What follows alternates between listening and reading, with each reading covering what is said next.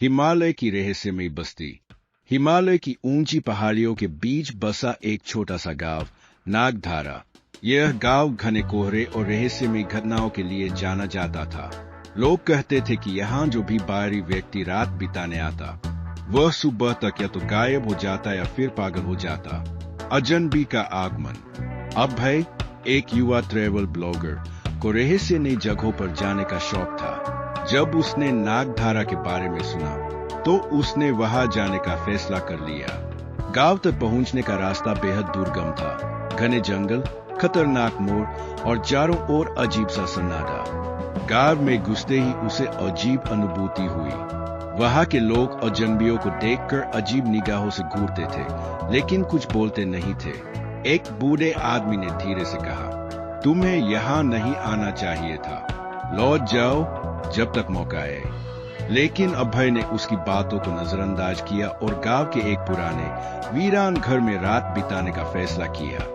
रात का पहला पहर। जैसे ही रात गहरी होने लगी, अजीब घटनाएं शुरू हो गई।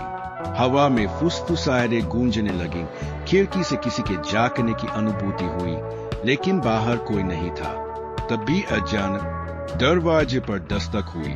टिक टिक टिक। अभय ने हल्की आवाज में पूछा, कौन है? कोई जवाब नहीं आया। उसने दरवाजा खोलकर देखा, बाहर कोई नहीं था। लेकिन जब उसने नीचे जमीन की तरफ देखा तो वहां गीली मिट्टी पर गहरे पैरों के निशान थे, मगर ये निशान इंसान के नहीं लग रहे थे, आत्माओं का साया।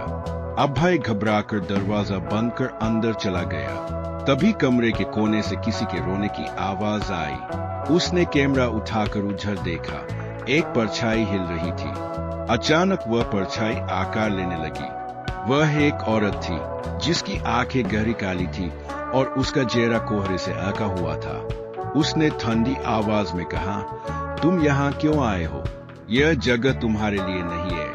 अभय की धड़कनें तेज हो गई। वह तुरंत भागने के लिए दरवाजे की ओर लपका, लेकिन दरवाजा अपने आप बंद हो गया। अब पूरे कमरे में अजीब सी फुसफुसाहटें गूंजने लगी। तुम नहीं बच सकते, अब तुम हमारे साथ हो। गांव का रहस्य। तभी अचानक दरवाजा खुल गया और वही बूढ़ा आदमी अंदर आया। उसने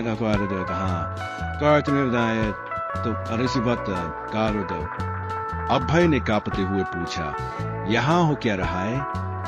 बूढ़े आदमी ने बताया, यह गांव कई साल पहले हिमस्खलन में दफन हो गया था। यहाँ के लोग अब आत्माएं बन चुके हैं। जो भी यहाँ रात बिताता है, वह उनकी दुनिया का हिस्सा बन जाता है। अभय को अब अपनी गलती समझ आ गई थी। वह तुरंत अपना कैमरा उठाकर गांव से भागने लगा, लेकिन भागते भागते उसे ऐसा लगा कि कोई उसके पीछे चल रहा है, तेजी से और तेजी से।